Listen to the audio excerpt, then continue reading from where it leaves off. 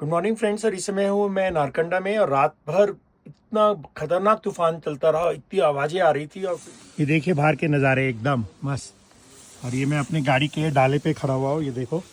और ये मैंने ना ऊपर ये लगा दी थी एक तरपाल, तो उससे बड़ा आराम हो गया। थोड़ी सी अभी खुल गई है रात में, अभी करता हूँ इसकी सेटिंग। ये दोस्तों ये देखिए क्या बुरा हाल हो गया है, इतना तेज़ तूफान चल रहा है। मैं गाड़ी के अंदर तो बिल्कुल कंफर्टेबल था, लेकिन बाहर तो मेरी कुल्फ़ी जम गई है। ये गाड़ियों का हालत देखिए। और ये मैंने बांधी थी तिरपाल, इससे बड़ा आराम रहा, लेकिन अब ये उखड़ गई है। लेकिन क्वालिटी बड़ी अच्छी है, फटी नहीं है ये। अब ये देख रहे हो कैसे तेज़ है। अब बर्फ़ गिरे अलग बात है, लेकिन देखो कैसे उड़ रही है बर्फ़ एकदम बहुत तेज़। हाथ मेरे ठिठुर गए हैं एकदम।